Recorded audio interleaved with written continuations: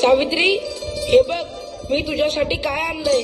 हे काय आहे ती? अगं असं काय करतेस? ही पुस्तके आहेत, या पुस्तकांचं वाचन कर. इश्श, आता ह्या वयात कसं वाटल ते? हे बघ सावित्री, तू मला लग्नाच्या वेळेस वचन दिलं होतंस, आता नाही म्हणू नकोस. हे तुला करावंच लागेल. आजपासून तुझा अभ्यास सुरू. अहो, पण लोक काय म्हणतील? किती बदनामी होईल आपली. लोक तू करतील आपल्यावर. स्त्रिया या घरातल्या कामातच बऱ्या वाटतात, असं बाहेर जाऊन नाही हो.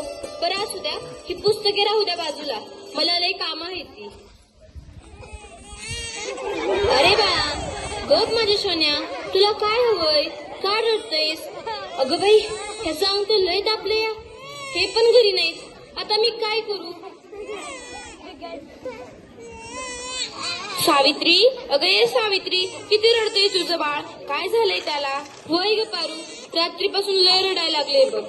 काय ठाऊक काय झालं या? अंग बी लय तापलं या. अगं सावित्री, अगं याचं अंग तर इस्तवणी तापलं या. होय ग पारू, आता मी काय करू? अगं सावित्री, ही तर भूतबाधा आहे, भूतबाधा. काय भूतबाधा? माझ्या लेकराला भूताने झपटलंय? नाही नाही, असं होऊच शकत नाही. होय सावित्री, असंच झालंय. याच्या पापण्या बघ कशा लाल झाल्यात. मग आता मी काय करू?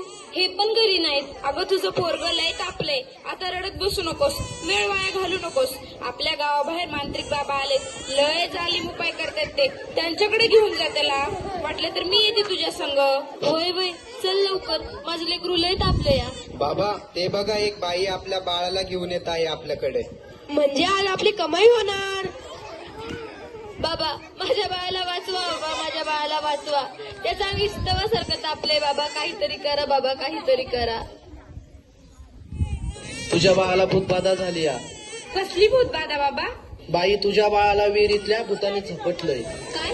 विहिरीतल्या भूताने? मग काहीतरी उपाय सुचवा बाबा. मी माझ्या बाळासाठी काय पण करीन. बाई, तू काळजी करू नकोस. बाबांवर विश्वास ठेव, सगळं काही चांगलं होईल. थोडा धीर धर. कसा धीर धरू बाबा, कसा धीर धरू?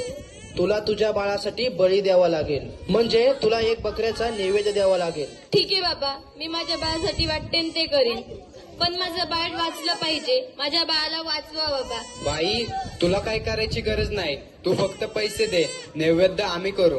ठीक आहे बाबा, मी वाटेल तेवढं पैसे देईन, पण माझं बाळ वाचलं पाहिजे. हे घे अंगारा, दिवसातनं 2 वेळेस लावत जा बाळाला. बाबा,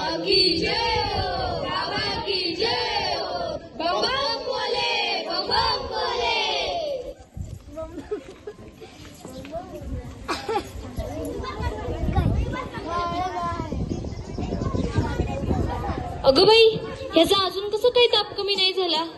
काल बाबाकडे जाऊन पण काय बी फरक पडला नाही. अगं किती रडतोय तो. तुला किती वेळा सांगितलंय त्याला दवाखान्यात घेऊन जा म्हणून, पण तू काय माझं ऐकू नकोस. अहो, ऐका ना, चिडू नका. जरा बघा ना हातात घेऊन, याचा ताप कायच कमी नाही झाला. जरा बघा ना याला काय झालंय ते. त्यावेळी तुला किती वेळा सांगितलं की घरात प्रसूती करू नकोस म्हणून. अशा वेळी एका आईचं आणि बाळाचं दवाखान्यात असणं किती महत्वाचं असतं, माहित आहे का तुला? अहो, पण पुरुषाच्या हातून प्रसूती करताना लाज वाटते. कसं वाटतं ते? त्यावेळेस दवाखान्यात कुठल्या महिला डॉक्टर पण नव्हत्या. मी कशी करणार होते प्रसूती? अगं याचं अंतर तव्यासारखं तापलंय, अशी कशी गाफील असतेस तू? अहो, मग काहीतरी करा ना. दादा, लवकर जाऊन वैद्यांना बोलव. हे काय करतेस तू? मी याला देवाचा अंगारा लावतीये. बस कर सावित्री, हा सर्व अंधविश्वास असतो.